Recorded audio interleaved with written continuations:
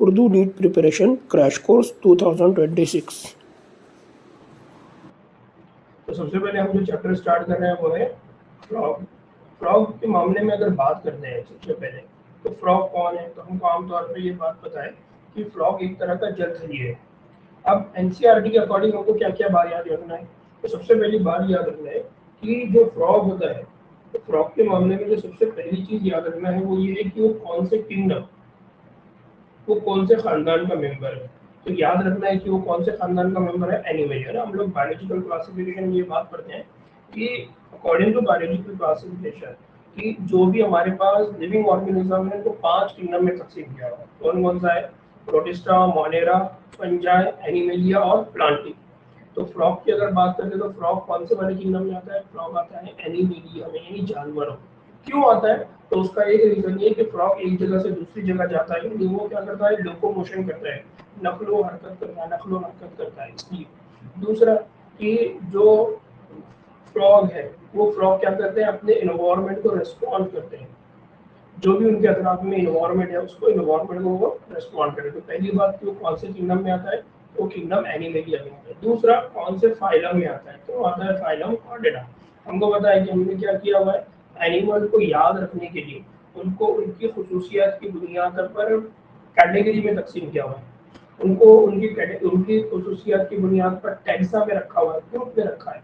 तो जो बड़ा ग्रुप है उसको बोला जाता है किंगडम, और उससे जो छोटा वाला ग्रुप है उसको बोला जाता है फाइलम। और वो फाइलम में से हमारे पास टोटल कितने फाइलम होते हैं, 11 फाइलम। उन 11 फाइलम में से एक फाइलम है कॉर्डेटा। कॉर्डेटा का मतलब क्या होता है, ऐसा फाइलम जहाँ पर जो एनिमल्स होते हैं उन एनिमल के बॉडी में क्या मौजूद होती है, उन एनिमल के बॉडी में होती है नोटोकॉर्ड। क्या मौजूद होती है एनिमल की बॉडी में, नोटोकॉर्ड लाइक स्ट्रक्चर होती है, जिसको हम आमतौर पर हमारे पास रीढ़ की हड्डी भी बोलते हैं। फिर तीसरा याद रखना है वो है उनकी क्लास, कि ये जो मेंबर है ये कौन सी क्लास के मेंबर है। क्लास का मतलब क्या होता है, जैसे मैंने बोला कि सबसे पहले जो है वो है किंगडम। किंगडम के बाद होता है फाइलम। फाइलम के बाद जो आती है वो आती है क्लास, और सबसे लोवेस्ट जो आती है वो आती है स्पीशीज। तो अब उससे ऊपर वाली बात होती है, तो उसका जो टैक्स है वो कौन सा क्लास, कौन सी क्लास आती है, दैट इज एम्फीबिया। कौन सी आती है, एम्फीबिया। एम्फीबिया का मीनिंग क्या होता है, तो आमतौर पर हम जब उर्दू में बोलते हैं तो उर्दू में हम क्या बोलते हैं, उर्दू में हम इसको बोलते हैं जलथली। क्या बोलते हैं हम उनको उर्दू में आमतौर पे, जलथलीय बोलते हैं। जलथलीय का मतलब क्या होता है, ऐसे जानदार जो कहाँ होते हैं, ऐसे जानदार जो पानी में भी रहते हैं, और ऐसे जानदार जो कहाँ रहते हैं, जमीन पर भी रहते हैं। तो आमतौर पर अगर आप देखेंगे तो इस पूरी इस पीपीटी के अंदर अगर आप देखेंगे तो मैंने डायग्राम बनाया हुआ है। यहाँ पर बताया हुआ है जमीन पर भी रहते हैं, और यहाँ पर बताया हुआ है पानी पर भी रहते हैं। तो इसका मतलब ये है कि ये जानदार जो होते हैं ये दो जगह पर अपनी जिंदगी गुजारते हैं, जमीन में भी और पानी में भी। इसलिए अर्शन बेटा इनको क्या बोला जाता है, इनको बोला जाता है जलथलीय। क्या बोला जाता है इनको, जलथलीय। मैं आपको देख रहा हूँ, आप मेरे साथ जबान हिलाइए तो मेरे को समझ में आएगा। अबू बकर, ठीक है ना, क्या बोला जाता है, जलथलीय। ठीक ना। अब इनकी स्पेशीज का नाम क्या है, इनकी स्पेशीज का नाम है राना टिग्रीना। क्या नाम है इनकी स्पेशीज का, राना टिग्रीना। अर्शियन का कैमरा ऑन करो। अब अगर ये तो कैमरा ऑन है, अर्शियन अपना कैमरा ऑन करो बेटा। तो याद रखना है क्या, कि यहाँ पर जो स्पेशीज है, मेंढक की जो स्पेशीज है उसका नाम क्या है, राना टिग्रीना। क्या नाम है, राना टिग्रीना। तो बेसिक कंसेप्ट याद रखना है कि हम जिस मेंढक की बात कर रहे हैं उस मेंढक के मामले में पहली बात आपको क्या याद रखना है, उसका किंगडम। दूसरा क्या याद रखना है, उसका फाइलम। तीसरा क्या याद रखना है, उसकी क्लास। चौथी बात क्या याद रखना है, आपका स्पेशीज। लिख लिया, 4 पॉइंट लिख लिए, इसको अच्छी तरह से याद रखना है। अब अगर आप यहाँ पर है ना बाजू में येलो कलर का बॉक्स बना हुआ है, वहां पर देखेंगे तो यहाँ पर उसकी डेफिनेशन दी हुई है कि एम्फीबिया किसको कहते हैं, तो नीचे लिखा जलथलीय जानदार, live in both fresh and land water, यानी कहाँ पर रहते हैं, फ्रेश वाटर में भी रहते हैं और जमीन पर भी रहते हैं। तो ऐसे जानदार जो फ्रेश वाटर में भी रहते हैं, ऐसे जानदार जो जमीन पर भी रहते हैं, उनको बोला जाता है जलथलीय, उनको बोला जाता है एम्फीबियस। आमतौर पे इंग्लिश का जो वर्ड है एम्फी, एम्फी का मतलब होता है ड्वेल। एम्फी का मतलब क्या होता है, ड्वेल, दो तरह का। ठीक है, तो ये दो तरह की जिंदगी गुजारते हैं, पानी में भी अपनी जिंदगी गुजारते हैं, जमीन पर भी अपनी जिंदगी गुजारते हैं। इसलिए याद रखना है कि जो फ्रॉग होता है उसको बोला जाता है जल थलीय जानदार। याद रहेगा, ठीक। बढ़ना है आगे। अंगूठा बताओ, थंब बताओ।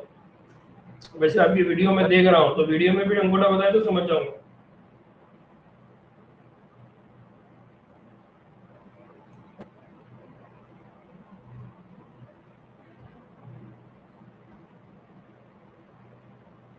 ना अब दूसरी बात, इनकी बका के मुताबिक है, यानी सर्वाइवल अडेप्टेशन। क्या मतलब है? हम इवोल्यूशन पॉइंट ऑफ व्यू की बात करते हैं तो हम ये कहते हैं कि जितने भी जानदार हैं उनकी जो पैदाइश हुई वो कहाँ पर हुई? उनकी पैदाइश हुई पानी में, और फिर पानी से निकलकर वो कहाँ पर आए? जमीन पर। तो जब हम एम्फीबिया की बात करते हैं जो कि जल थलीय यानी जो जमीन पर भी रहते हैं पानी पर भी रहते हैं, इसका मतलब ये होगा कि जब ये पानी में रहते हैं और जब ये जमीन पर रहते हैं तो दो अलग अलग इन्वायरमेंट में, दो अलग अलग माहौल में ही जिंदा रहते हैं। तो इन्होंने अपने आप को कैसे उन दोनों भी इन्वायरमेंट के लिए मुताबिकत या इस काबिल बनाया कि वो वहां जिंदा रहे। हो सकता है अगर वो हमेशा पानी में रहे तो मर जाए, या हो सकता है वो जब जमीन पर आए तो तब मर जाए, लेकिन ऐसा क्यों नहीं होता? तो उसको बोला जाता है सर्वाइवल अडेप्टेशन, बका की मुताबिकत। यानी है ना, फॉर एग्जाम्पल मान लीजिए आपको यहाँ से अंटार्कटिका भेज दे, तो आप जब अंटार्कटिका में चले जाएंगे तो आप वहां पर जिंदा रहेंगे। क्यों जिंदा रहेंगे? क्योंकि आपका पहले से माइंडसेट ये बना हुआ है कि मैंने ऐसी जगह पे जाके रहना है जहां पर दर्जे हरारत बहुत कम है, जहाँ का टेम्परेचर बहुत कम है। तो आप क्या करेंगे? अब आपने अपने ब्रेन को इस बात के लिए रेडी कर दिया, आपने अपने जहन को इस बात के लिए तैयार कर दिया कि आपको बहुत ही लो टेम्परेचर पे रहना है। तो अब आपको वहां पर कोई नुकसान होने वाला नहीं है। वैसे ही जो मेंढक है, मेंढक जब जमीन और पानी में रहते हैं तो धीरे धीरे इन्होंने क्या किया? अपने अंदर अडेप्टेशन आया, अपने अंदर मुताबिकत लेकर आया कि वो इन दोनों भी इन्वायरमेंट में जिंदा रहेंगे। अब उसका तरीका क्या क्या है? उसका तरीका क्या है? How they survive in two different environment. तो उसके लिए उन्होंने क्या मेथोडोलॉजी इस्तेमाल किया? तो सबसे पहली चीज याद रखना है, मेंढक जो भी होती है उनको बोला जाता है पॉइकिलोथर्मिक। क्या बोला जाता है उनको? उनको बोला जाता है पॉइकिलोथर्मिक जानदार। पॉइकिलोथर्मिक जानदार, या उनको हम कहते हैं सर्द खून वाले जानदार। हम क्या कहते हैं उनको? हम कहते हैं उनको सर्द खून वाले जानदार। ऐसे जानदार को हम बोलते हैं सर्द खून वाले जानदार। अब पॉइकिलोथर्मिक का अपोजिट क्या है? तो वो होमियोथर्मिक। होमियोथर्मिक का उर्दू में मीनिंग क्या है? गर्म खून वाले जानदार। अब ये सर्द खून और गर्म खून, पॉइकिलोथर्म, होमियोथर्म, ये दोनों का डेफिनेशन क्या है? तो पॉइकिलोथर्म का मतलब होता है ऐसे जानदार जिनका जिस्म का जो दर्जा हरारत है वो माहौल के लिहाज से बदलता रहता है। यानी मान लो कि अगर माहौल का दर्जा हरारत 50 है तो इनके जिस्म का दर्जा हरारत भी 50 होगा। अगर माहौल का दर्जा हरारत 0 है तो इनके जिस्म का दर्जा हरारत भी 0 हो जाएगा। तो ऐसे जानदार जो माहौल के हिसाब से अपने दर्जे हरारत में बदलाव लेकर आते हैं उन जानदारों को बोला जाता है पॉइकिलोथर्मिक जानदार। ठीक है। और इसी का अपोजिट होता है होमियोथर्मिक। होमियोथर्मिक का मतलब क्या होता है? ऐसे जानदार जिनका दर्जे हरारत माहौल के दर्जे हरारत के साथ बदलता नहीं है। माहौल का दर्जे हरारत चाहे 50 हो जाए, माहौल का दर्जे हरारत चाहे 0 हो जाए, माहौल का दर्जे हरारत चाहे 4 हो जाए, उनके जिस्म का दर्जे हरारत बदलेगा नहीं। उनका जिस्म का दर्जे हरारत हमेशा क्या रहेगा? कांस्टेंट, एक जैसा रहेगा। उनको बोला जाता है होमियो, यानी सेम रहेगा। तो दो डेफिनेशन आपने लिखना है, दो वर्ड आपने लिखना है। एक लफ्ज क्या लिखा आपने? पॉइकिलोथर्म, जो स्क्रीन पे आपको दिखाई दे रहा है। दूसरा लफ्ज क्या लिखना है आपने? होमियोथर्म। दूसरा लफ्ज क्या लिखना है आपने? होमियोथर्म।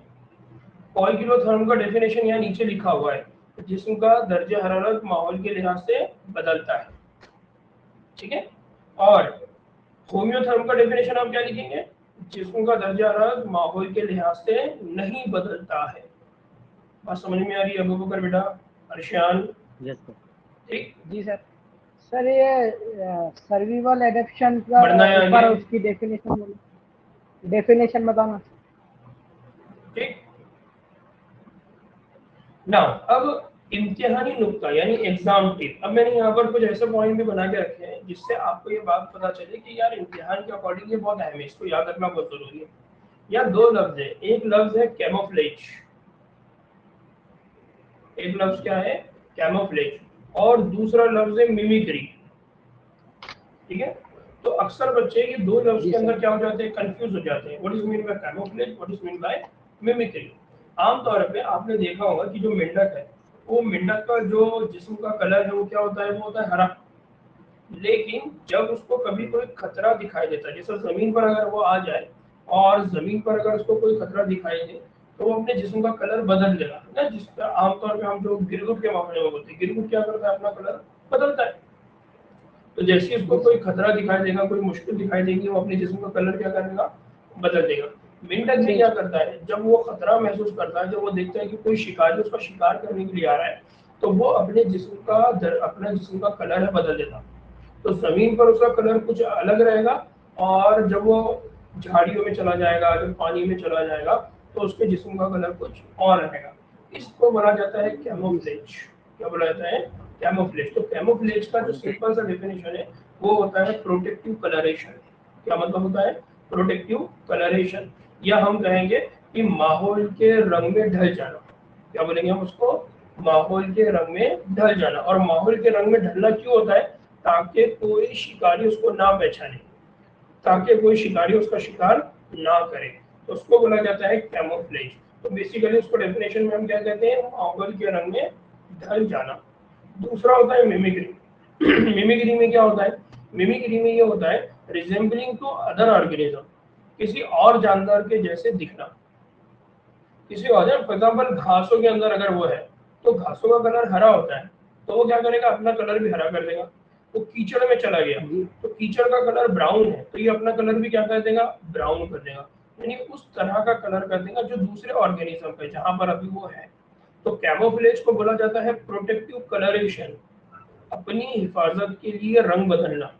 और मिमिक्री होता है दूसरे जानवरों के हिसाब से या दूसरे जानवरों के अकॉर्डिंग अपना कलर बदलना, जिसको हम आमतौर में बोलते हैं नकल करना, है ना। कोई बंदा होता है जो अमिताभ बच्चन की एक्टिंग कर रहा है, कोई सलमान खान की एक्टिंग कर रहा है, कोई शाहरुख खान की एक्टिंग कर रहा है, तो आप उसको बोलते हैं मिमिक्री। लेकिन कोई एक्टिंग इसलिए कर रहा है कि कोई दुश्मन उसको ना पहचाने, तब आप उसको बोलेंगे कैमोफ्लेज। बात समझ में आया, तो ये दो वर्ड याद रखना है।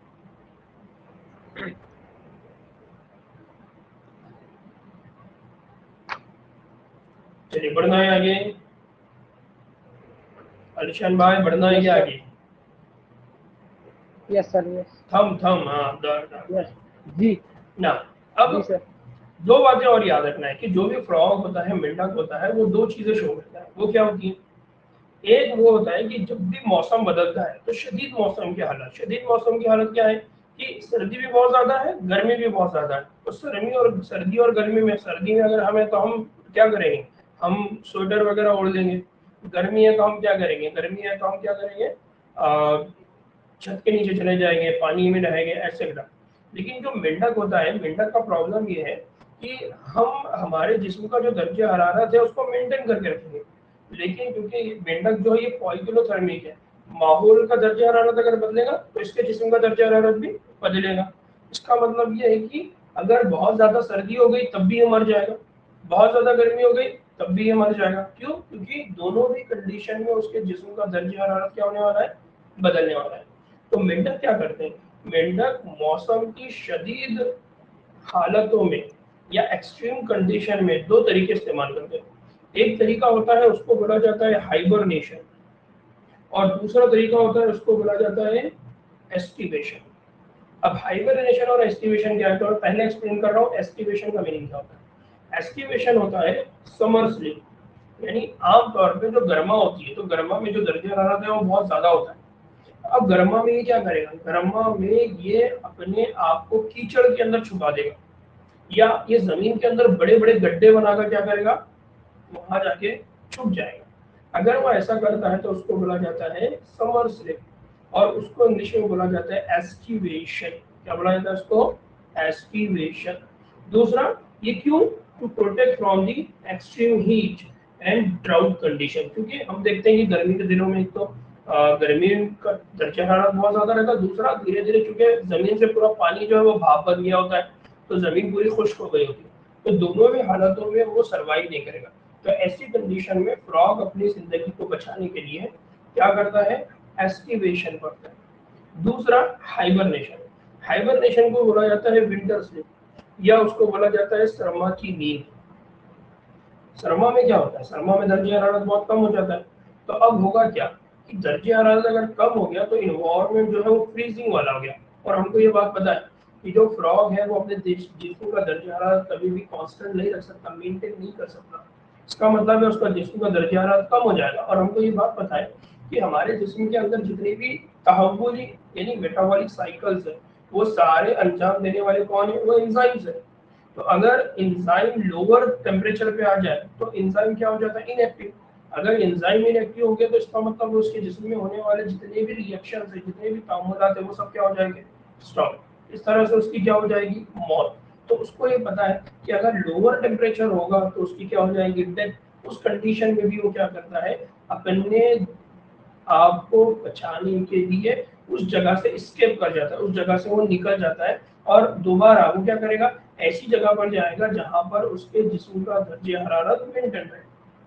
तो दो कंडीशन याद रखना, एक है एस्टिवेशन, एक है हाइबरनेशन। एस्टिवेशन बोला जाता है समर स्लीप को, गर्मा की नींद को, और हाइबरनेशन बोला जाता है सरमा की नींद को। ठीक। अब दोनों मैकेनिज्म क्यों होते हैं, तो दोनों मैकेनिज्म इसलिए होते हैं ताकि वो अपने जिस्म का मेटाबॉलिक एक्टिविटी को क्या कर दे, स्टॉप।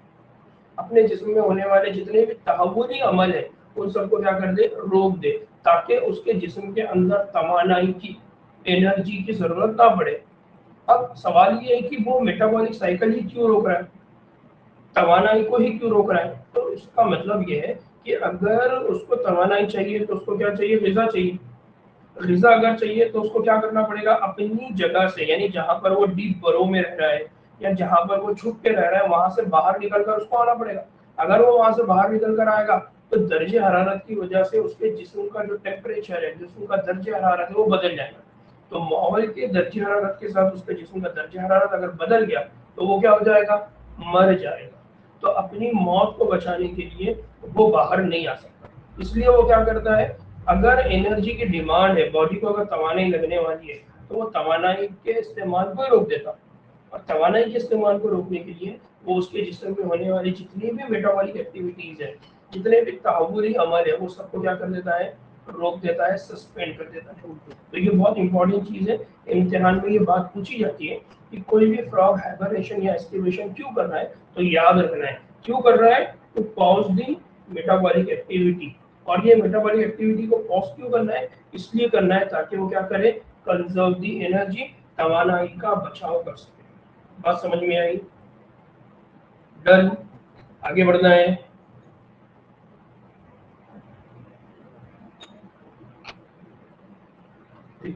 जो पॉइंट में गड़बड़ है, जहां नहीं समझ में आ रहा है, मेरे को पूछने का, ठीक है ना। अब एक बात याद रखना है कि फ्रॉग के मामले में सबसे अहम चीज उसकी एनाटॉमी या हम कहेंगे उसकी मॉर्फोलॉजी। तो सबसे इम्पोर्टेंट चीज आती है कि जो फ्रॉग होता है उस फ्रॉग की जिल्द की साफ कैसी है। फ्रॉग की जिल्द की साफ की अगर बात करें तो फ्रॉग की जो जिल्द होती है वो होती है स्मूथ, यानी हमवार। देखिए जब हम स्मूथ बोलते हैं ना तो आमतौर पे स्मूथ का मीनिंग हमारे पास जो उर्दू में हम कहते हैं वो होता है नर्म। लेकिन जब हम इंग्लिश में स्मूथ और खास करके एनिमल की बात करते हैं, किसी जानदार की बात करते हैं, तो उसका मतलब होता है हमवार। हमवार का मतलब होता है प्लेन, यानी उसके ऊपर कोई भी खुरदुरी झिल्ली नहीं होती, कोई भी खुरदुरी बनावट नहीं होती, बल्कि वो बहुत स्लीपरी होती, चिकना होता है, तो उसको बोलते हैं हमवार। दूसरा होता है मॉइस्ट, यानी उसको हम इंग्लिश में उर्दू में क्या कहते हैं, नम। कि जो भी फ्रॉग होती है उसकी जो जिल्द होती है वो हमेशा कैसी होती है, नम होती है। तीसरा स्लीमी, स्लाइमी या स्लीमी। स्लाइमी का मतलब क्या होता है, लेसदार। कि फ्रॉग की जो जिल्द होती है वो चिपचिपी होती है। अब सवाल ये आता है कि चिपचिपी कैसी होती है, तो वो अपने जिस्म से क्या खारिज करता है, वो अपने जिस्म से खारिज करता है म्यूकस। क्या खारिज करता है, म्यूकस। इसका मतलब ये है कि जो फ्रॉग है उस फ्रॉग की, उस मेंढक की जो स्किन है, उस स्किन के एक तो वो हमवार होगी यानी स्मूथ होगी, दूसरा वो नम होगी यानी मॉइस्ट होगी, तीसरा वो स्लाइमी होगी यानी लेसदार होगी, चिपचिपी होगी। अब सवाल ये आता है कि वो लेसदार क्यों है, जैसा हमारी जो स्किन है, हमारी स्किन लेसदार है क्या, नहीं, हमारी स्किन लेसदार नहीं है। क्यों नहीं है, तो उसका रीजन है कि हमारे जिस्म के ऊपर कोई म्यूकस का चिपचिपा मादा खारिज नहीं होता। तो फ्रॉग के बॉडी पर ये होता है, क्यों होता है, तो याद रखना है कि फ्रॉग की जो बॉडी है उस जो बॉडी है उसकी जो स्किन है, उस स्किन के अंदर होता है एक गुदूद, एक ग्लैंड होता है। उस गुदूद और ग्लैंड का नाम क्या है? उस गुदूद का नाम है म्यूकस ग्लैंड। क्या नाम है? Mucus gland. और ये म्यूकस ग्लैंड क्या करता है? उनके जिस्म के अंदर मॉइस्चर कंडीशन, या हम बोलेंगे उसको नमी को बरकरार रखता है। तो याद रखना है, म्यूकस ग्लैंड नमी बरकरार रखने में मदद करते हैं। म्यूकस ग्लैंड अगर नमी बरकरार रखने में मदद करेंगे तो उससे होगा क्या? उससे होता ये है कि जब भी इनको हमारे तनफ्फुस अंजाम देना होता है, ऑक्सीजन लेना और कार्बन डाइऑक्साइड को छोड़ना होता है, तो ऑक्सीजन लेने के लिए ये क्या करते हैं? ये अपने जिस्म के ऊपर पानी को चिपका के रखते हैं, ताकि उस पानी के मॉलिक्यूल के अंदर ज्यादा से ज्यादा ऑक्सीजन क्या हो जाए? ट्रैप, और वो बहुत आसानी से क्या कर ले? उस ऑक्सीजन को अपने जिस्म के अंदर सप्लाई कर सके। तो इस तरह से होगा क्या? उनके जिस्म के अंदर ऑक्सीजन जाएगा, उस ऑक्सीजन की वजह से उनके जिस्म के अंदर कौन सा अमल होगा? रेस्पिरेशन का अमल होगा, ग्लूकोज ब्रेकडाउन होगा, ग्लाइकोलाइसिस होगा, जिसकी वजह से एटीपी बनेगा, जिसकी वजह से एनर्जी बनेगा। बस समझ में आ रहा है सर? बेसिक कंसेप्ट याद रखना है कि जो मेंढक होता है, फ्रॉग होता है, उसकी जो स्किन होती है वो कैसी होती है? हमवार होती है, नम होती है, लेसदार होती है, मॉइस्ट होती है। दूसरा स्लेमी होती है, स्मूथ होती है। क्यों होती है? क्योंकि वहां पर क्या मौजूद होता है? गुदूद। कौन सा गुदूद होता है? Mucus gland. म्यूकस ग्लैंड क्या खारिज करता रहता है? लेसदार मादा, या जिसको हम बोलेंगे चिपचिपा मादा। अब ये जो म्यूकस होता है, जैसे हमारा थूक है, तो हमारे थूक में भी क्या होता है? म्यूकस होता है, इसलिए हमारा थूक भी क्या होता है? चिपचिपा। इसी तरह से अगर आपको थोड़ा समझाने के लिए बोलो, थोड़ा और एग्जाम्पल है, लेकिन लेकिन वो लोग जो सिगरेट पीते हैं, बीड़ी पीते हैं, तंबाकू खाते हैं, या जब आपको जुकाम हो जाता है, तो जुकाम होने के बाद जो थूक आपके जिस्म, आपके माउथ से निकलता है, वो कैसा होता है?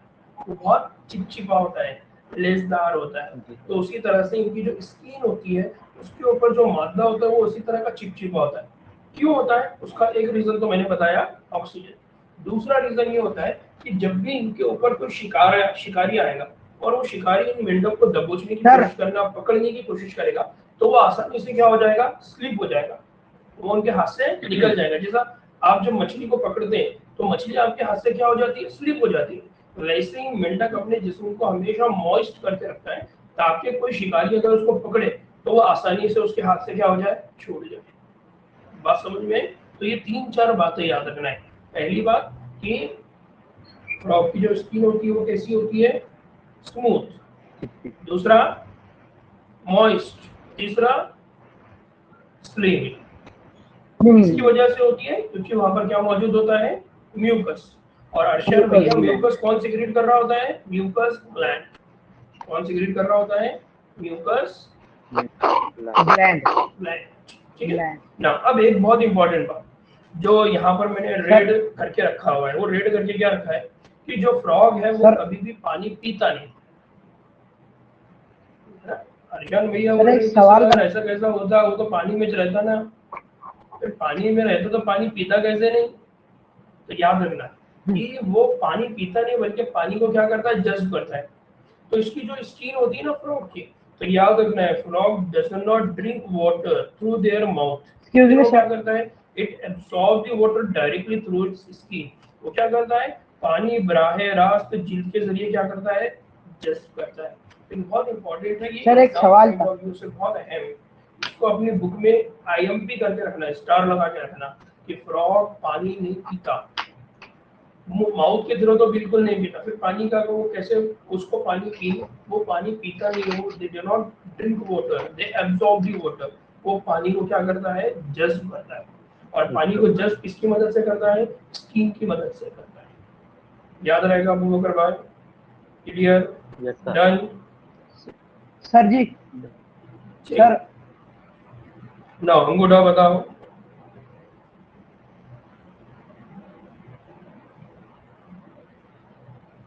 ठीक,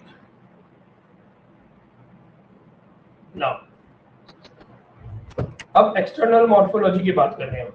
नाउ फ्रॉग की बैरूनी साख्त, और बैरूनी साख्त में भी स्पेशली हम उसके सर की बात कर रहे हैं, सर की खुजात। अब पहली बात याद रखना कि जो भी फ्रॉग होता है उस फ्रॉग की बॉडी के अंदर 3 पार्ट होते हैं। फ्रॉग के बॉडी के अंदर 3 पार्ट होते हैं। कौन कौन से 3 पार्ट होते हैं? एक होता है सर, एक होता है धड़। ठीक ना, गड़बड़ हो गई। याद रखना, फ्रॉग की बॉडी में सिर्फ 2 पार्ट होते हैं। कौन से दो पार्ट होते हैं? एक होता है सर, एक होता है धड़। ठीक है, फ्रॉग की बॉडी में कितने पार्ट होते हैं? सिर्फ दो पार्ट होते हैं, एक होता है उसका सर और दो एक पार्ट। होता है उसका धड़। अब सर की अगर बात करते हैं तो सर में कौन कौन से पार्ट्स होते हैं? सर में कौन कौन से उज़ू होते हैं? तो याद रखना है, पहली बात याद रखना है कि इसकी जो बॉडी है उस बॉडी के अंदर कितने डिवीजन है? दो, एक है हेड और एक है ट्रंक, ना, जिसको मैंने बोला सर और दूसरा मैंने बोला धड़। तीसरी बात, फ्रॉग के पास कौन से ऑर्गन नहीं होते, कौन से पार्ट नहीं होते? तो पहला याद रखना, उसके पास नेक नहीं होती। नेक का मतलब क्या है? मतलब क्या होता है? गर्दन। कि फ्रॉग के जिस्म में गर्दन नहीं होती। दूसरा, फ्रॉग की बॉडी में नो टेल। आपने कभी फ्रॉग के जिस्म के ऊपर दुम नहीं देखी होगी, इसका मतलब दुम गैर मौजूद होती है। तो पहली बात याद रखना है, उसका जिस्म में दो ही पार्ट होते हैं, एक होता है सर, एक होता है धड़। दो पार्ट नहीं होते। कौन से दो पार्ट नहीं होते? एक होती है गर्दन और एक होती है दुम। नाउ आंखों की अगर बात करते हैं तो इनकी जो आंखें होती है सर। उसके ऊपर एक मेम्ब्रेन होती है। पहली तो बात याद रखना है कि इनकी जो आंखें होती है उसकी दो जोड़ होती है, एक राइट साइड में होगी, एक लेफ्ट साइड में होगी। दूसरी बात, इनकी जो आंख होती है उस आंख के ऊपर एक चश्मा लगा होता है, गॉगल लगा होता है, एक ट्रांसपेरेंट मेम्ब्रेन होती है। वो ट्रांसपेरेंट मेम्ब्रेन क्या करती है? वो ट्रांसपेरेंट मेम्ब्रेन जब भी ये तैरने के लिए जाते हैं, यानी जब भी ये पानी में जाएंगे तो इनकी आंख में पानी नहीं जाना चाहिए। तो पानी आंख में जाने से बचाने के लिए इनके आंखों पर एक चश्मा होता है, एक गॉगल होता है, यानी समझाने सर, के ये लिए चश्मा और गॉगल बोल रहा हूँ। एक्सक्यूज मी एक सर, मेम्ब्रेन होती है, उस मेम्ब्रेन को बोला जाता है निक्टिटेटिंग मेम्ब्रेन। एक्सक्यूज क्या मी बोला सर। जाता है? Nictitating membrane. क्या बोला जाता है अबू बकर भैया? Nictitating membrane. निकटिंग ठीक है, मेमोरी। तो याद रखना है निक्टिटेटिंग मेम्ब्रेन क्या होती है? पानी में सर, आंखों ये की क्या करती मु- है? हिफाजत। तो पहली बात, अगर इनका जिस्म की बात करते हैं तो इनके जिस्म में दो हिस्से हैं, एक है हेड और एक है ट्रंक। दूसरा, इनके अंदर क्या सर, नहीं है? इनके अंदर नेक नहीं है, ये इनके नोट्स अंदर लिखना टेल है नहीं या है। नेक मतलब स्क्रीनशॉट गर्दन मारना नहीं, है? टेल मतलब दुम नहीं। फिर इनकी आंखों की बात करें तो आंखों की दो जोड़ होती है, और आंखों की जो दो जोड़ होती है उसके ऊपर एक मेम्ब्रेन होती है, उसको बोला जाता है निक्टिटेटिंग मेम्ब्रेन, जो पानी से उनकी क्या करती है? हिफाजत करती है ना। इनके पास होती है टिम्पैनम। अब इनके पास एक और चीज होती है जिसको बोलते हैं टिम्पैनम। ना, जो टिम्पैनम होता है ये क्या करता है? टिम्पैनम का मतलब होता है इनके जिस्म पर कान। तो इनके जो कान होते हैं ना, उन कानों को क्या बोला जाता है? टिम्पैनम। कानों को क्या बोला जाता है? टिम्पैनम। तो कान का पर्दा जो आवाज की लहरों को क्या करता है? वसूल करता है, आवाज की लहरों को कबूल करता है, उसको बोला जाता है टिम्पैनम। क्या बोला जाता है इसको? टिम्पैनम। तो इनकी आंखों का जो टिम्पैनम। कान है, कानों का जो पर्दा होता है उसको बोलते हैं टिम्पैनम, जो कि क्या करता है? जो आवाज को कबूल करता है। याद रहेगा। तो पहली बात, इनके पास क्या होता है? जी सर, सर। धड़। दुम नहीं होती, गर्दन नहीं होती है। फिर इनके पास सर, एक आंखें नहीं क्वेश्चन है। होती, आंखों के ऊपर क्या होती है? एक इंपॉर्टेंट चीज है जिसका नाम क्या है? Nictitating membrane. दूसरा, इनके कान नहीं होते, कान का पर्दा होता है, उस कान के पर्दे को क्या कहा जाता है? टिम्पैनम। याद रहेगा। और कान का जो पर्दा है यस टिम्पैनम है, सर। वो किसको कबूल करता है? आवाज को कबूल करता है। जैसा हमारा, हमको जो भी चीज सुनाई देती है तो वो किसके जरिए सुनाई देती है? कान। तो हमारे कान के ऊपर क्या है? ये पिन्ना, इसको बोलते हैं ईयर पिन्ना। लेकिन इनके पास ईयर पिन्ना नहीं होता, इनके सर। पास डायरेक्टली कान का पर्दा होता है। और सर। वो पर्दा कहाँ पर होता है? आंख के पीछे। देन इसके बाद इनके पास होती है सर। नॉस्ट्रिल्स। 2 मिनट। क्या होती है इनके पास? सर। नॉस्ट्रिल। नॉस्ट्रिल का मतलब क्या होते हैं? इनके पास होते हैं, क्या होते हैं? नथले। तो बेसिकली क्या होता है कि इनकी जो नाक होती है, नाक का जो सिरा होता है इसको बोलते हैं स्नॉट, है ना। स्नाउट का मतलब क्या होता है? नाक जो होती है उस नाक के सिरे को बोला जाता है। तो इनका जो मुंह होता है, उस मुंह के ऊपर जो सिरा होता है, माउथ के ऊपर जो होता है, जो दो होल होते हैं, उनको बोला जाता है नॉस्ट्रिल। जैसे हमारी नाक है, हमारी नाक के जो दो होल है उनको क्या बोला जाता है? नॉस्ट्रिल्स। क्या बोला जाता है? नॉस्ट्रिल। तो नॉस्ट्रिल के थ्रू क्या करेंगे? इनहेलेशन करेंगे, एयर को अंदर लेंगे, सांस लेंगे। तो सांस लेने के लिए उनके पास क्या होती है? नॉस्ट्रिल। याद रहेगा। अर्शियान भैया कहाँ गए? है कि नहीं है? सर। ठीक, सर एक सवाल था। बढ़ना है आगे अबू बकर भाई। सर सवाल था एक। अपनी अरे अबू बकर, अपनी आवाज ही नहीं जा रही सर तक। मैसेज टाइप कर दो, अगर कोई चैट में पूछ बोल, रहा है चैट में। टाइप कर दो।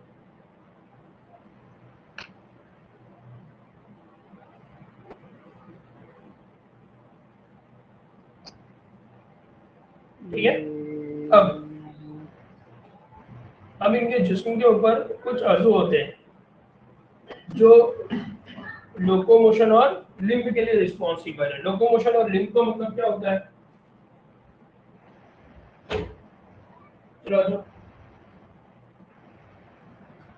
सर 2 मिनट रुको सर, ठीक है, 2 मिनट रुको, ये 2 मिनट मेरी क्लास चालू है, आप लोग अंदर चले। नाउ लोकोमोशन सर, 2 मिनट और रुको। लिम्ब्स, सर, पहली बात याद रखना है कि 2 हमने मिनट कहा रुको। कि ये कौन है? एनिमल। एनिमल का मतलब ये है कि आप ये रुको ऐसे जानवर हैं सर। जो क्या करते हैं? लोकोमोशन करते हैं, यानी अपनी जगह बदल सकते हैं, एक जगह से दूसरी जगह जाते हैं। तो जो भी जानवर एक जगह से दूसरी जगह जाते हैं या एक जगह से दूसरी जगह मूव कर सकते हैं, उनके जिस्म में उसके लिए क्या होते हैं? उसके लिए आजू होते हैं। और वो आजू कौन सा होता है? तो इंग्लिश में उसके लिए क्या नाम दिया था? लिम्ब्स। यानी जिस तरह से हमारे क्या होते हैं? हमारे होते हैं हाथ, और सर जी, हमारे हाथ और पैर के लिए भी क्या नाम इस्तेमाल किया जाता है? लिम्ब्स। सर रुको, तो ऐसे ही जो फ्रॉग होते रुको हैं, जो मेंढक होते हैं, सर, उनके जिस्म में भी क्या होते हैं? लिम्ब्स। आवाज अब ये रुको। जो लिम्ब्स होती है, जो इनके जिस्म अरे में तुमको आवाज आ रही? दो ग्रुप होते हैं, एक को सर। बोला जाता है फॉर लिम्ब्स और एक को बोला जाता है हाइंड लिम्ब्स। फॉर लिम्ब्स का मतलब क्या होता है? Yes sir. फॉर लिम्ब्स का मतलब होता है अगली टांगे, और हाइंड लिम्ब्स का मतलब क्या होता है? पिछली टांगे। यानी हम जिसको आमतौर पे बोलते हैं आगे के पैर और पीछे के पैर। तो हमारे जिस्म में भी कितने लिम्ब्स होते हैं? 4 होते हैं। लेकिन 4 लिम्ब्स में से हमारे पास जो 2 लिम्ब्स हैं उनको हम बोलते हैं हाथ, और 2 को बोलते हैं पैर। लेकिन फ्रॉग की अगर बात करेंगे तो फ्रॉग के अंदर चारों को बोला जाता है अब वो कर, पैर, अब वो कर। लिम्ब्स। तो उसको ग्रुप में बोल, तकसीम बोल। किया हुआ है। स्क्रीन शॉट मार दो, स्क्रीन तो शॉट four मार limbs जो इसको। होते हैं उनके मामले में याद रखना, लास्ट टाइम 2023 में यहाँ से सवाल आया था। क्या बोल रहा मैं? क्या सवाल आया था? सवाल ये आया था आओ ना। कि ये जो फोर और हाइंड स्क्रीन लिम्ब्स शॉट है, मार इनमें इसको। फर्क क्या है? तो पहली बात याद आओ। रखना है फोर लिम्ब्स के मामले में, फोर लिम्ब्स जो होते हैं वो स्मॉल होते हैं, छोटे होते हैं। फोर लिम्ब्स कैसे होते हैं? स्मॉल होते हैं, छोटे होते हैं। और हाइंड लिम्ब्स की अगर बात करते हैं तो हाइंड लिम्ब्स के मामले में पहली बात तो याद रखना है कि वो बड़े होते हैं, लार्ज होते हैं। दूसरा, वो मस्कुलर होते हैं। देखिए, जब मस्कुलर बोला जाता है ना, तो मस्कुलर का मीनिंग होता है उजलाती होते हैं, और उजलात होने का मतलब, मजबूत। मस्कुलर होने का मतलब क्या होता है? मजबूती। जैसा हम ये कहते हैं बॉडी बिल्डर जो होते हैं, वो बॉडी बिल्डर का जो जिस्म होता है वो कैसा होता है? मस्कुलर होता है, मजबूत होता है। तो ऐसे ही याद रखना है कि जब भी मसल्स की बात होती है, अगर किसी के पास मसल्स ज्यादा होंगे, इसका मतलब वो क्या होगा? मजबूत होगा, स्ट्रॉन्ग होगा। 2 मिनट तो रुको, ऐसे 2 ही यहाँ मिनट। पर याद रखना है कि जब भी हम बात करते हैं उजलाती होते हैं, तो उसका मतलब क्या होता है? उसके जिस्म के अंदर बहुत ताकत होती है, कुव्वत होती है। तो बेसिक कंसेप्ट याद रखना कि फॉरलिंग और हाइंड में पहला डिफरेंस क्या है? फॉरलिंग जो होती है वो छोटी होती है, स्मॉल होती है। हाइंड लिम्ब की बात करेंगे तो कैसी होती है? बड़ी होती है, उजलाती होती है, मस्कुलर होती है। लिख लीजिए, ठीक है। दूसरा फर्क कि जो फॉरलिंग होती है उसमें सिर्फ 4 डिजिट होती है, 4 उंगलियां होती है। फॉरलिंग के अंदर कितनी डिजिट होती है? सिर्फ 4 उंगलियां होती है, 4 डिजिट होती है। जबकि हाइंड लिम्ब की बात करते हैं तो उसमें होती है 5 डिजिट्स, 5 उंगलियां। हाइंड में क्या होती है? 5 उंगलियां होती है। दूसरी कि इनकी जो 5 उंगलियां होती है वो होती है वेब। वेब का मतलब क्या होता है? वेब का मतलब होता है झिल्लीदार। झिल्लीदार होने से क्या होगा? झिल्लीदार होने से ये होगा कि वो तैरने में या स्विमिंग में क्या करेगी? मदद करेगी।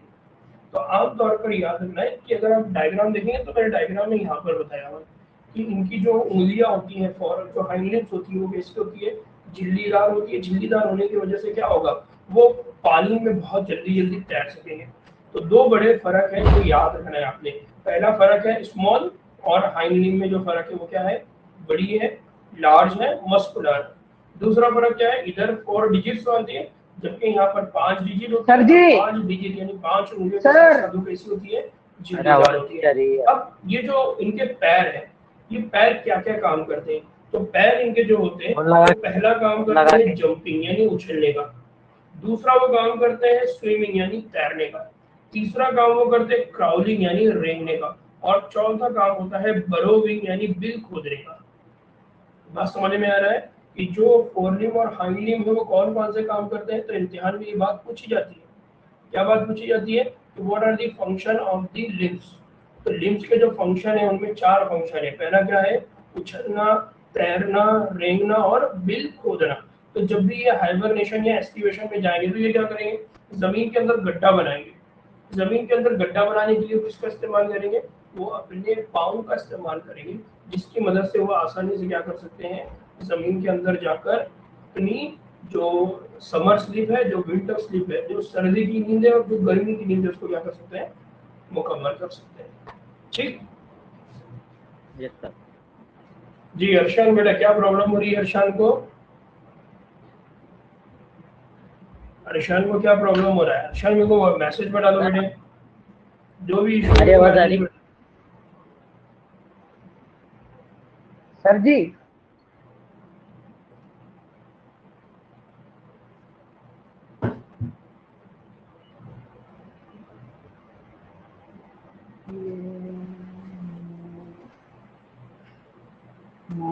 अबू अगर को अर्शान की आवाज आ रही है, क्या बोलना चाह रहा है वो? यस सर, आवाज आ रही? सर जी मेरे हाँ, नोट लिखते जाना है, ये बहुत शॉर्ट नोट्स है और मैं दूसरा तुमको हार्ड कॉपी इसकी कंप्लीट नोट्स भेजने वाला हूँ, उसको आपने रीड करना है। ये शॉर्ट नोट्स है, फटाफट फटाफट इसको लिखते जाना है। अगर आप लिखेंगे तो ये याद रहेगा, फिर जब आप चैप्टर पढ़ेंगे तो वहां से ये सारी बातें समझ में आएगी। समझ रहे हैं? जी सर, ये पूछना था। इसको नोट डाउन करना है, जहां तक लिख सकते हैं पूरा लिखते रहना है, जो जो चीज मैं बोलता जा रहा हूँ उसको लिखते जाना है। स्क्रीनशॉट लेंगे तो प्रॉब्लम ये होगा कि आप बाद में लिखेंगे नहीं उसको। तो ऑनलाइन का टीचिंग का सबसे बड़ा चैलेंज यही है कि बच्चा बोलता है कि सर हम इसकी स्क्रीनशॉट ले लेते हैं, लेकिन स्क्रीनशॉट का सबसे बड़ा चैलेंज ये है कि बाद में लिखना होता नहीं। समझ रहे हैं मेरी बात? बाद के लिए कुछ मत रखो, पहले तो हमारे पास 40 डेज है, 40 दिन ही है, और 40 दिन में आपने ये सारी चीजें पढ़ना भी है, लिखना भी है। फिर उसमें भी मैं आपको वो सारे इंपॉर्टेंट पॉइंट्स यहाँ दिखा रहा हूँ जो आपको आगे चल के आने वाले हैं।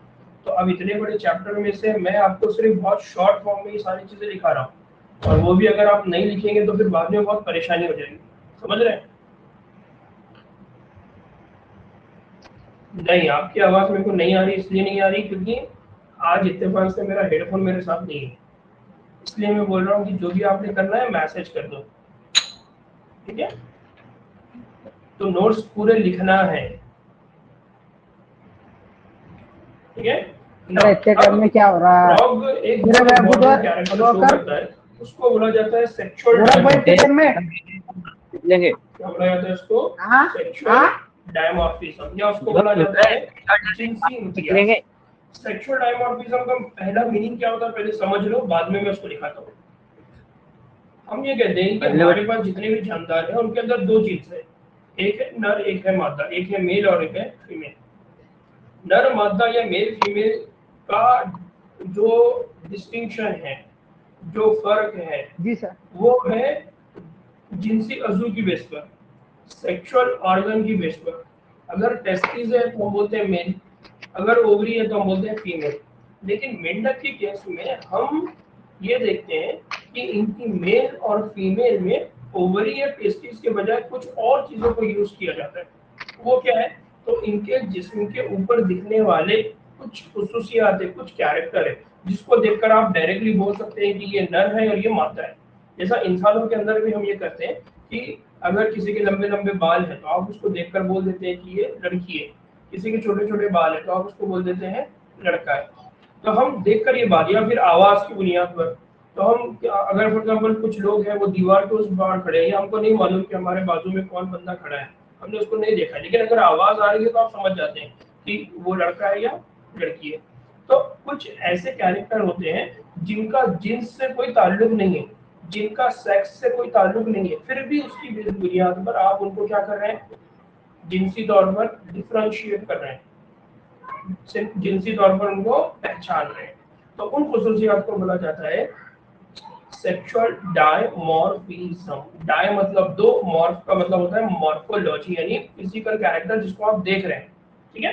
तो बेसिक कंसेप्ट याद रखना है कि कुछ एक्सटर्नल फीचर होते हैं, कुछ ज़ाहिरी खुसूसियात होती है जिसकी वजह से आप नर और मादा को क्या करते हैं, आसानी से फर्क कर सकते हैं। जैसे कि यहाँ पर अगर हम बात करते हैं मेल फ्रॉग या नर मेंढक, तो मेल फ्रॉग या नर मेंढक की अगर बात करेंगे तो सबसे पहला याद रखना है कि उसके पास होता है वोकल सैक। वोकल सैक क्या है? वोकल सैक ये उनके गले में एक अज़ू है, एक पार्ट है, एक जिस्म का हिस्सा है, जिसके जरिए वो क्या करता है, वो आवाज पैदा करते हैं। आवाज के लिए हम वर्ड इस्तेमाल करते हैं वोकल, तो इनके पास क्या होती है, वोकल सैक होती है। उस वोकल सैक की वजह से वो क्या करते हैं, आवाज पैदा करते हैं ना। आमतौर पर बारिश के दिनों में आपने देखा होगा जहाँ पर भी पानी जमा होता है वहां से आवाज आती है, दूर दूर की रात में आवाज आती है। असल में वो कौन है, वो नर मेंढक है। वो नर मेंढक क्या कर रहा है, चिल्ला रहा है। क्यों चिल्ला रहा है, तो उसके पास क्या है, वोकल सैक है। दूसरा कि वो चिल्ला क्यों रहा है, तो उसके पीछे एक साइकोलॉजिकल रीजन है, एक सेंट्रल नर्वस सिस्टम का एक मैकेनिज्म है। वो क्या है, किस तरह है, मैं वो आगे बताऊंगा। तो पहली बात याद रखना है कि जो नर मेंढक होता है उसके पास होता है वोकल सैक, जिसके थ्रू वो क्या करता है, आवाज। दूसरा, उनके पास होता है कॉपुलेटरी पैड। क्या होता है, कॉपुलेटरी पैड। कि जो भी नर मेंढक होता है उसके पास होता है कॉपुलेटरी पैड का मीनिंग क्या होता है, तो उसके लिए पहले समझ लें कि what is mean by copulation. मैं जो वर्ड बोल रहा हूँ उसको लिखिए, पॉपुलेशन। पॉपुलेशन का मतलब क्या होता है, जब नर और मादा एक दूसरे के साथ जिनसी ताल्लुक बनाते हैं तो उसको बोला जाता है पॉपुलेशन। और जब ये जिनसी ताल्लुक उनके दरमियान में होता है तो उस वक्त एक ऑर्गन होता है, एक पैड होता है, एक उंगली होती है, जिसका इस्तेमाल नर मादा के जिस्म में दाखिल करने के लिए क्या करता है, इस्तेमाल करता है। तो उसको बोला जाता है कॉपुलेटरी पैड। ठीक है, तो ये जो कॉपुलेटरी पैड होता है ये किसके पास होता है, नर के पास। अब ये कॉपुलेटरी पैड होता कहाँ पर है, तो ये कॉपुलेटरी पैड होता है फोर लिम्स। कहाँ पर होता है, फोर लिम्स। यानी मान लो कि इसकी जो चार उंगलियां है, तो चार उंगलियों में से जो पहली बड़ी उंगली होती है उस पहली बड़ी उंगली के ऊपर होता है कॉपुलेटरी पैड। और इस कॉपुलेटरी पैड की मदद से वो क्या करता है, जो फीमेल मेंढक होती है उस फीमेल मेंढक के जिस्म से एग्स को बाहर निकालता है। हम आगे चल के ये बात पढ़ेंगे कि जो फीमेल मेंढक होती है वो जो अंडे देती है जिससे आगे चल के बच्चे बनेंगे, तो वो जो अंडे होते हैं वो पानी में छोड़ना होता है। तो पानी में छोड़ने के लिए उसके जिस्म से उन अंडों को बाहर निकालने के लिए ये कॉपुलेटरी पैड का इस्तेमाल करता है नर मेंढक। ठीक है, तो नर मेंढक के जिस्म में आप जो आंखों से दिखने वाले जो पार्ट्स हैं उनमें पहला ये है कि नर मेंढक के पास होता है वोकल सैक, जिसकी वजह से वो आवाज करता है। उसके गले पे यहाँ पर एक बड़ा सा वोकल होता है, यानी ऐसा आवाज जब वो करता है तो वो ऐसा फूलता है सुकड़ता है, फूलता है सुकड़ता है। दूसरा, कॉपुलेटरी पैड होता है। तीसरा, कि जो नर मेंढक होता है वो हमेशा फीमेल मेंढक के मुकाबले में छोटे साइज का होता है। नर मेंढक का जो बॉडी का या जिस्म का जो साइज होता है वो फीमेल मेंढक के मुकाबले में कैसा होता है, ठीक है। छोटा होता तो है। ये हो गया नर मेंढक। इम्तिहान में ये बात पूछी जाती है 2021 के अंदर, यहाँ से सवाल आया था, इसको याद रखना है। ठीक है, नाउ अब दूसरा, जो मादा मेंढक होती है यानी फीमेल फ्रॉग होती है, तो फीमेल फ्रॉग के मामले में पहली बात याद रखना है कि फीमेल फ्रॉग के पास नो वोकल सैक और नो वोकल कॉपुलेटरी पैड। यानी फीमेल जो फ्रॉग होती है उसके पास ना तो आवाज पैदा करने के लिए उज़ू होता है और ना उसके पास कॉपुलेटरी पैड होता है। दूसरा, कि इसकी बात अगर करते हैं तो रिलेटिवली साइज जो होता है, रिलेटिवली लार्ज साइज होता है। इसका जो जिस्म होता है नर फ्रॉग के, नर मेंढक के मुकाबले में ज्यादा बड़ा होता है। चौथी बात जो याद रखना है कि ये अंडे देती है, और हमको पता है कि जो भी मादा होंगी वो 100% क्या देगी, अंडे देगी। तो ये दो मेन बड़े डिफरेंस याद रखना है, क्या कि नर के पास एक तो क्या होता है, वोकल सैक होता है जिसकी वजह से वो आवाज करता है। दूसरा, उसके पास होता है कॉपुलेटरी पैड, कहाँ पर होता है, फोरलिम्ब में होता है। फोरलिम्ब में कहाँ पर होता है, पहली उंगली पर होता है। दूसरा, फीमेल जो होती है या मादा जो मेंढक होती है उसके पास ना तो कॉपुलेटरी पैड होता है ना वोकल सैक होता है। दूसरा, कि मेल के मुकाबले में उसके जिस्म का जो साइज होता है वो ज्यादा बड़ा होता है। ठीक, लिख लिए, नहीं सर, नहीं नहीं, ओके ओके, लिखो 2 लिखो मिनट लिखो। 2 मिनट।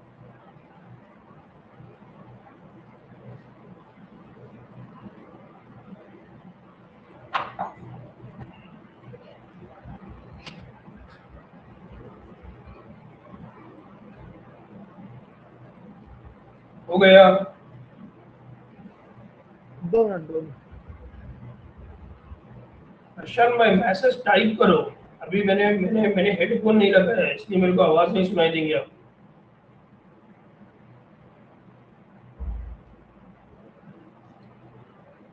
लिखो लिखो लिखो, कोई प्रॉब्लम नहीं, कोई प्रॉब्लम नहीं, मैं वेट कर सकता हूँ।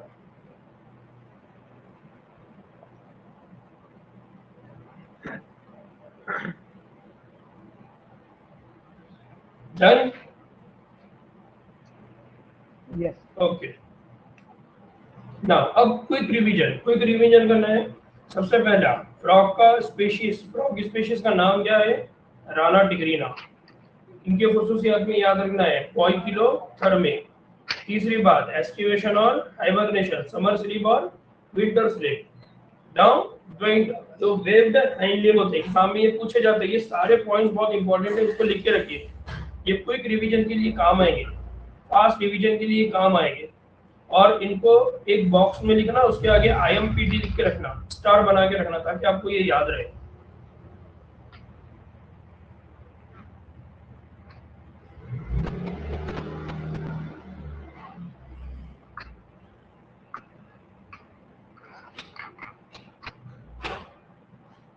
ठीक है, बढ़ना है आगे।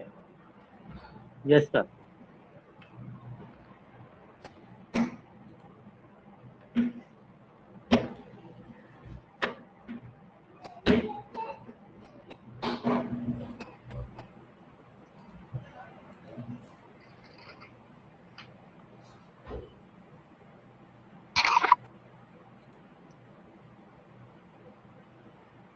أعوذ بالله من الشيطان الرجيم झंडे गुस्सा بسم खराब है सर। الله। फिर इतना खास समझ में नहीं आ रहा। नहीं स्टार्ट में समझ में नहीं आएगा, अभी धीरे धीरे समझ में आएगा। अरे अरे वो जब पढ़ा रहे थे अपन, जब लिखने लग जा रहे समझ में नहीं आ रहा, और लिखने का लगता है मनन, पढ़ने का लगता है मनन। वही मसला है। मैं हेडलाइन लिख रहा हूँ, स्क्रीनशॉट ले ले रखा हूँ।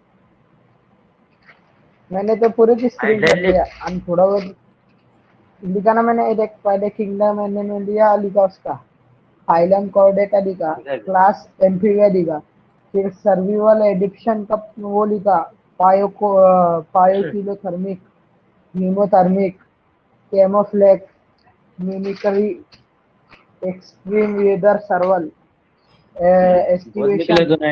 हेडलाइन लिखा एस्टिवेशन। पर फिर लिखा मैंने sexual dimorphism, male and female. Male का लिखा मैंने has vocal for sound production, vocal sacs, आवाज पैदा करने के लिए वोकल। फिर कॉपुलरी पेट्स ऑन, तो वो लिखा ना रे, कॉपुलरी पेट्स नहीं, फिर वो लिखा छोटी साइज की है। फिर फीमेल अगर में बेटा लिखा स्क्रीन दिखाई दे रही है लार्ज। तो थम दो। स्क्रीन पे स्क्रीन दिखाई दे रही है? नहीं नहीं नहीं ठीक है, नहीं दिखाई दे रही। now, स्क्रीन पे क्या दिखाई दे रहा है? मेंढक के अंदरूनी साफ दिखाई दे रहा है क्या?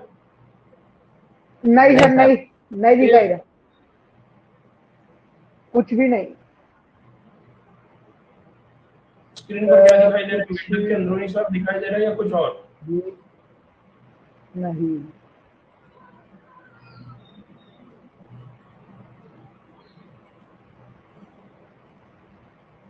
अब दिख रहे सर आप तो दिखेंगे ना रे, एक्सियर एकेडमी देख पिन अप करके, कुछ भी नहीं। नहीं नहीं क्या दिख रहा है? नहीं कुछ भी नहीं दिख रहा सर अभी। कुछ नहीं दिखाई दे रहा है। भी नहीं। सर को वरना और राउंड मार के बोल ले चैट में। स्टार। अरे तो सर बात अभी क्या दिख रहा है? क्या दिख रहे तुम? दुम दुम फोन लगा दो कुछ भी नहीं। लगा के कुछ मेरे छिड़ जाएंगे। नहीं ना भाई, अभी स्क्रीन चालू है। हाँ अभी अभी आ गया क्या? हाँ अभी आ गया ना? अब दिख रही है। हाँ ओके चलो ना, अब इसके बाद क्या है? हम बात कर रहे हैं, हमने पहले मेंढक की मॉर्फोलॉजी की बात किया। तो मेंढक की मॉर्फोलॉजी में हमने मेंढक कैसा दिखाई देता है तो कहा कि मेंढक के जिस्म को दो सर और धड़। डुम डुम उसके बाद क्या है? हमने कहा कि सर के अंदर क्या होता है? तो आंखें होती है, कान होते हैं जिसको टिम्पैना कान है पेन। अरे पेन का है?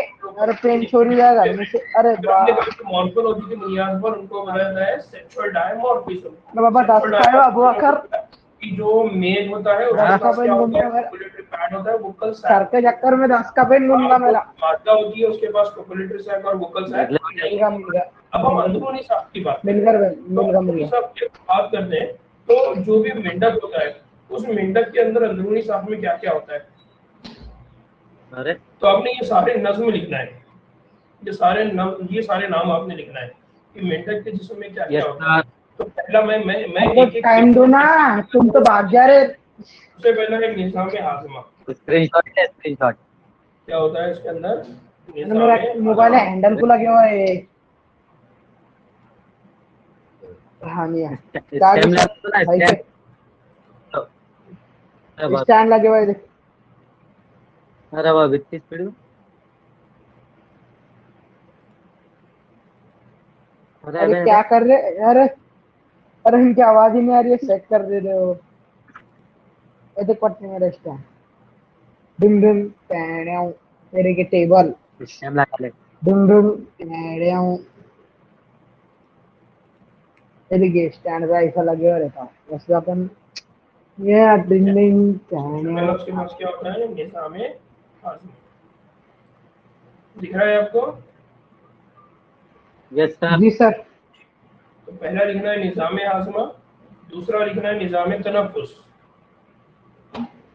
निज़ाम तनफ़ुस। तीसरा लिखना है निज़ाम दौरान खून। रुको रुको रुको, अरे रुको, इतना ज्यादा शादी करके भाग जा रहे सर तुमको। मेंढक का जिस्म का हाँ, दर्द लिखो लिखो, फास्ट लिखो, धीरे धीरे निगल। बोल रहा हूँ, धीरे धीरे बोल रहा हूँ, आराम से लिखो, कोई मसला नहीं। निज़ाम अमल इन्हिज़ाम, निज़ाम अमल इन्हिज़ाम। दूसरा लिखना है निज़ाम अमल तनफ़ुस।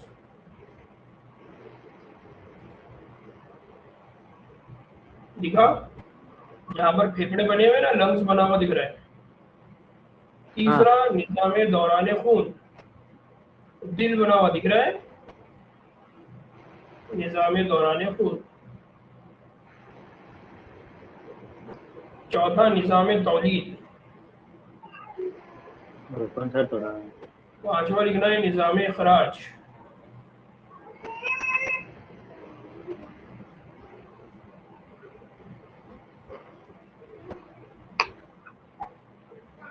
ठीक है, उसके बाद निज़ाम आसाब।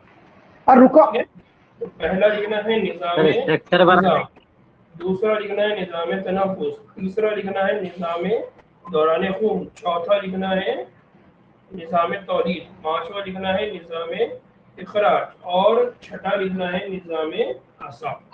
अब देखो, अगर आप अगर आपको दिखाई दे रहा होगा ना, तो मैं देखो, मैंने निज़ाम इंहिज़ाम में लिखा हुआ है फोकस्ड, निज़ाम तनफ़ुस में लिखा हुआ है फोकस्ड, निज़ाम दौरान खून में लिखा हुआ है फोकस्ड। इसका मतलब ये है कि ये तीनों भी जो निज़ाम है इनके, या ये तीनों जो सिस्टम है, ये बहुत इंपॉर्टेंट है और इनको याद रखना आपके लिए बहुत जरूरी, क्योंकि इम्तिहान में यहाँ से सवाल आएंगे। लाइबा बाहर हो। जो बाकी के तीन सिस्टम है उपो नहीं है। उनको भी हम अच्छे से समझो। बात क्लियर है? बात समझ में आ रही है? तो बेसिक याद रखना है कौन कौन से निज़ाम होते हैं। पहला निज़ाम कौन सा है? निज़ाम इन्हिज़ाम, मेरे साथ बोलिए, निज़ाम इन्हिज़ाम। दूसरा निज़ाम तनफ़ुस, निजाम इन्हिज़ाम, निज़ाम दौरान खून, चौथा सर निज़ाम अवस्था जी। तौलीद, पांचवा निज़ाम इखराज, छठा निज़ाम इन्हिज़ाम। ठीक है, बढ़ना है आगे। अरे अर्शियान भैया, मोबाइल नीचे क्यों रखे तुमने? ऊपर ऐसा रखो ना, आंखों के सामने। बार बार नीचे झुकना पड़ रहा है तुमको। कल जब अरे बैठेंगे ना, तो सर मोबाइल को स्टैंड, ऐसे डब्बे के ऊपर या किसी ऊपर वाली चीज पे रखना। ये गर्दन दुख जाएंगी तुम दोनों की। उसके लिए कोई अलग से अरे स्टैंड मत लो, स्टैंड, एक तरह का डब्बा ऊपर रखो और उसके ऊपर लगा के रखो उसको। हाँ, ऐसा ये आंखों की इनको सीधा बताना सामने पड़ता वाला चीज के है ना सामने सर। रखते हैं। अरे वाह स्टैंड वाह, है मेरे अर्शियान पास, भैया तो स्टैंड मेरे से आगे है यार। अर्शियान भाई तो स्टैंड है मेरे से सर। एडवांस। चलता ये चलता चलता। टेबल है अच्छा सर, यार, एक आउट तुम्हारे करो साथ मार के। बच्चे होंगे ना यार, उनको भी थोड़ा इनवाइट करो ना। कुछ दोस्त वगैरह हो गए आपके, सर कि कुछ टीचर्स किसने भी वगैरह पढ़ने वाला सारे क्लास होने वाली है और इससे भी अच्छी सा- होने वाली है इंशाल्लाह हमारी क्लासेस। तो थोड़ा सा अगर आप अरे मेरी का मदद करें तो बहुत सारे बच्चे शामिल हो जाएंगे। उसका फायदा ये सर होगा कि सब तो बहुत अच्छे से करेंगे और भी जो दूसरे अतराफ में है सब तुम्हारे तरीके के काम है थोड़ी है। दोस्त और सिल्लोड़ वगैरह से करीब में जो दूसरे और एरिया होंगे वहाँ पर होंगे उर्दू मीडियम के बच्चे, उनको भी बताइए। इवन तो जो इंग्लिश मीडियम के बच्चे हैं उनके लिए भी है। फायदा ये है कि बहुत कम फीस में अपन उनको सब पढ़ाने वाले हैं, है ना। अंडरस्टैंड। बहुत कम फीस में अपनी उनको बहुत अच्छे से स्टडी हो जाएगी। ठीक है, तो अब मेरे को ऐसा लगता है कि आज के लिए इतना काफी है ना। मगरिब की अजान भी होने वाली है, तो अपन क्या करते हैं आओ तुम राउंड मार के। हमारी क्लास होंगी अगेन। मेरा दो दो टारगेट चल रहे हैं, या तो सुबह 7 बजे से 8-9 लेना, या फिर शाम में 7 बजे से 8-9 लेना। तो आप मेरे को बताइए सर कि सुबह सुबह और शाम दोनों में से कौन सी चीजें आपके लिए ज्यादा बेहतर है। अबू बकर भाई का तो मूड बना हुआ है, भाई सुबह ही ले लेना है सर।